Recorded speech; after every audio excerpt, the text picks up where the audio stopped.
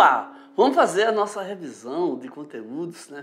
Que a gente precisa relembrar aí o que a gente viu, aprendeu, né? Conheceu sobre os artistas contemporâneos da Amazônia. E aí, agora a gente vai fazer aquela preparação especial para poder a gente enfrentar as nossas atividades. Vamos falar? Nós. Vamos lá, gente. Deixa eu colocar aqui o violão. A viola. Viola. Aqui no suporte dela para a gente fazer a nossa revisão de conteúdos, né? Artistas contemporâneos brasileiros. Então, preste atenção nos conceitos, tá, gente?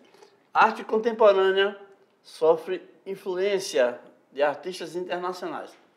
Porém, a arte contemporânea brasileira apresenta propostas e elementos únicos.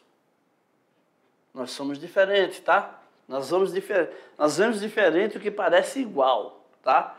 Vemos e fazemos. E aí, quando a gente tem essa visão diferenciada, a gente vai lá e é nós. Inclui no fazer artístico características nacionais repletas de criatividade. Estão vendo essas frases aí? Olha? Isso é pura poesia. Sofre influência, mas apresenta propostas e elementos únicos e inclui características nacionais repletas de criatividade.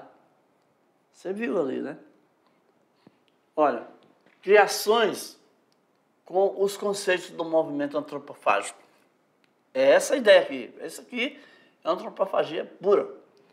Assim, deglutiu, modificou, absorveu, transformou propostas de outros países, de outras artes, transformando-as em um novo tipo de arte. Olha aqui o trabalho do Cildo. O Cildo é um artista conceitual, gravurista e instalador. Então ele tem 3 nuances no trabalho dele, tá? É brasileiro, emblemático na história da arte contemporânea brasileira. E aqui, ó, vamos ver também aqui, ó, uma colagem aqui de vários e vários artistas. Tá aqui a nossa do Igor, Carmésia, Bruna, Arissana, Raquel, o Rui e o Ítalo. Tá todo mundo aqui. Todos os artistas que nós falamos e alguns realmente, infelizmente, não deu para falar em todos, né? Porque a aula é curta, né? Então, agora nós vamos, espero que vocês vá lembrando aí das ideias, né? Que agora nós vamos fazer as nossas atividades. É só um instantinho, a gente já volta.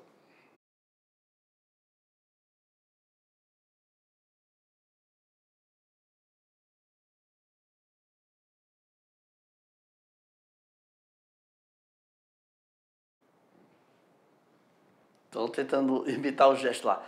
Então agora nós vamos fazer a nossa leitura cuidadosa, criteriosa nas questões das nossas atividades para poder dar uma resposta convincente, condizente, correta. Tá bom? Vamos lá na nossa tela? Olha só, atividade de sala, né? Bom, questão número 1. Em Porto Velho, na rua Presidente Dutra, em frente ao Teatro Palácio das Artes, Rondônia, está exposto a céu aberto 6 esculturas gigantes construídas em ferro. Olha aqui, mais um artista aí que quase a gente não falava nele, tá vendo? As peças foram feitas pelo artista escultor Júlio Carvalho. Aqui ele. Viu? Já estava falando? As esculturas estão dentro do tema teatro e representam as artes dramáticas e as artes rítmicas. Então temos aí essas esculturas de ferro postadas, né? De acordo com o artista, o que serviu de inspiração para ele produzir essas obras de arte? Vamos ver aí as opções que nós temos para interpretar essa nossa questão. Foi inspirado numa música do Hipócrates, da arte na Grécia Antiga. Foram inspiradas numa escola de samba do Rio de Janeiro. Foram inspiradas numa festa à fantasia. As 6 esculturas foram inspiradas numa trupe medieval, onde o básico é o instrumento de sopro, instrumento de corda e de percussão. Nem vou ler tudo. As esculturas foram inspiradas na Estrada de Ferro Madeira Mamoré, em Porto Velho. Então, fica bem claro que as 6 esculturas foram inspiradas numa trupe medieval, onde o básico é um instrumento de sopro, um instrumento de corda e seus dançarinos. Então, vamos seguir. Na questão de número 2, nós temos o seguinte: ao contribuir para o fortalecimento da identidade cultural, os artistas contemporâneos de Rondônia homenageiam a cidade e valorizam a cultura local. A arte contemporânea está consolidada no contexto atual das artes, mas diversas vezes é apontada como esquisita pelo público geral. Essa reação ocorre porque ela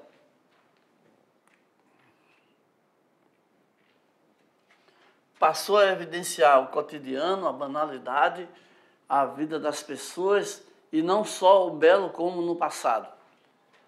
Somente retrata o passado, o Renascimento e o classicismo.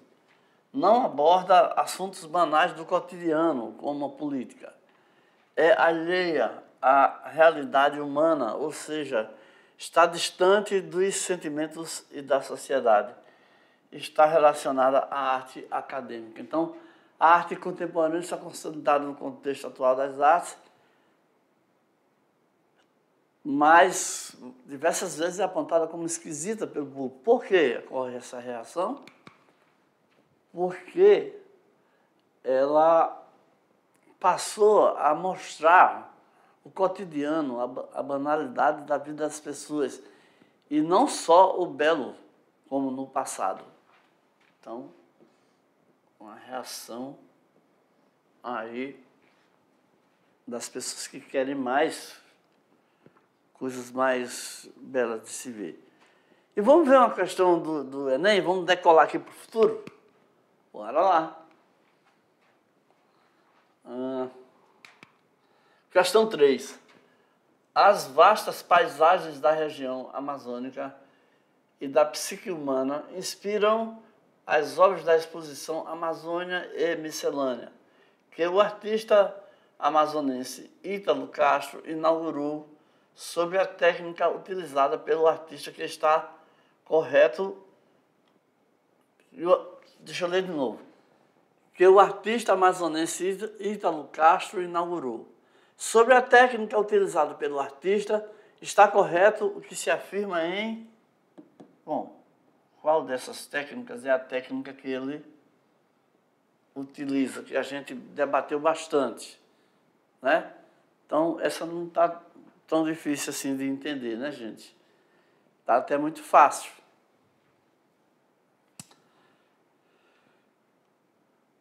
Nós falamos bastante que o Ítalo, a base dele é o Renascimento, né? Então, não tem a ver com pontilhismo, nem com colagem, que é muito mais moderno, cubismo também, nem sombreamento. Então, nós vemos aí que a técnica usada pelo Ítalo Castro é esfumato e o tenebrismo, né? No caso aí só tinha esfumato, então ela é a nossa resposta. Ok? Então vamos lá, vamos seguir aqui para a gente ver uma questão bastante interessante para você aí, olha. Você vai escolher entre os artistas plásticos contemporâneos que nós vimos aí da Amazônia e vai descrever sobre ele e o seu trabalho artístico. Então, lembre os artistas que foram vistos durante a nossa aula, né? Dê uma pesquisada sobre o trabalho dele, né? Ou depois aí para você se aprofundar mais, né? Mas do que a gente estudou, nós falamos detalhadamente sobre vários deles, e aí você vai escolher o que mais marcou, o que mais você se identificou. E aí,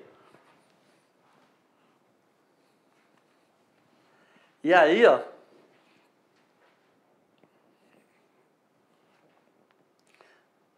diante disso aí você vai fazer aquela leiturazinha que a gente sempre recomenda. Não é a leitura, a maneira de você fazer esses trabalhos, responder essas questões que tem a ver com você colocar a sua opinião, você colocar a sua ideia. É a vez onde você vai fazer uma mini redação, onde você vai defender o seu pensamento. Você vai colocar uma introdução, né? Aí vai desenvolver uma justificativa, você vai, e lá no final, você vai colocar a conclusão do seu trabalho, o que você acha daquele artista. Vá treinando para você aprender a se posicionar dessa maneira quando você for escrever qualquer coisa. Vá treinando, porque você vai ser instado, vão pedir muito para você fazer esse tipo de coisa nos seus trabalhos, né? Na parte escrita, quando você for fazer uma dissertação, você tem sempre que estar preocupado. Você vai fazer uma introdução, nessa introdução você vai fazer uma proposta, uma proposição, tá? E nessa proposição, aí você começa a desenvolver. Geralmente, olha, tecnicamente, na redação mesmo, são mais ou menos umas 30 linhas, né? Mas você não precisa fazer tudo isso não, tá? Você está começando, você está aprendendo agora. Se você já colocar aí na sua resposta, se você já conseguir produzir uma resposta que tenha um começo, que fale sobre o assunto, tendo uma ideia de introdução de começo e de argumento, discussão sobre o assunto e a conclusão, se você conseguir deixar que fique definido, seja perceptível isso aí na sua resposta, já vai ser um grande passo, tá? Então, preste atenção no que eu estou te dizendo. O que eu estou falando? Estou falando para você começar a ter essa preocupação na hora de responder questões desse tipo. E pede para você, que é uma resposta discursiva, que pede para você dar a sua opinião. Então, você vai fazer o seu argumento em cima daquele tema que você vai defender. Você pode ser contra, pode ser a favor, pode falar bem, pode falar mal, né? Não é bom falar mal, mas é uma possibilidade que está aí. Você vai escolher um desses artistas, vai falar, ou você pode falar de mais de um deles também, né? Não, o trabalho do Rui, Berna Reale, o trabalho dela, achei assim, assim, assim e tal, né? Carmésia, né? O que mais? Do Igor. Fale também sobre a questão do prêmio Pipa, né? Que a gente falou lá, que tem vários artistas. A Art Knife, essa arte mais, menos cheia de detalhe técnico, é uma arte mais fácil, vamos dizer assim. Esse termo knife é um termo que significa isso aí, tá? Não é em português, é um prêmio que vem de fora, um recurso que vem de fora para premiar as pessoas. Então, tudo isso aí está à sua disposição para você dar a sua opinião sobre esses artistas. Eu vou abrir aqui, fazer uma abertura aqui. Se você quiser falar assim, olha, todos esses artistas são maravilhosos e tudo mais, mas eu conheço um artista assim, assim, assim. Fale de um artista que você conhece também. Dê a sua opinião também, sabe? Faça uma introduçãozinha assim, dizendo, olha, os artistas são maravilhosos e tal. Esses trabalhos que foram apresentados, foram mostrados na aula, são ótimos e tudo mais. Mas eu conheço também um artista aqui da nossa região tal. Fala de uma pessoa que a gente não colocou na aula, que não deu para falar dela. Mas aqui você tem o Ítalo Castro, né? Tem o Rui, aí tem Berna Reale, aí tem Raquel Caminha, aí e tem um artista que nós não falamos dele nessa aula, tá? Mas ele é importantíssimo, ele faleceu recentemente, não é?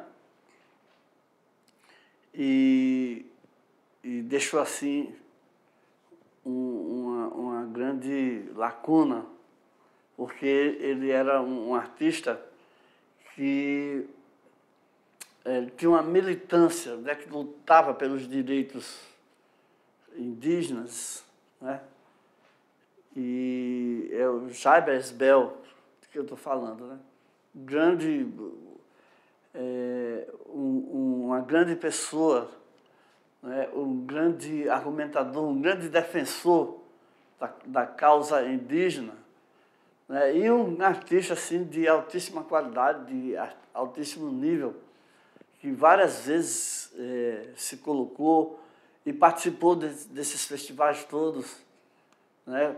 Do Prêmio Pipa de Arte Naipe, fez exposição em várias instâncias aí. E importantíssimo também, se você conheceu de outras aulas, se você já ouviu falar do trabalho do Jaiber, também é válido, né? Também ele da etnia Macuxi também, né? Então é isso, independente da etnia, tem as causas amazonenses que você pode também incluir aí no seu argumento, né? Quando você for responder. Estou assim falando bastante para vocês, porque é importantíssimo que você tenha essa consciência na hora de responder uma questão discursiva. Vamos ver uma sugestão de resposta?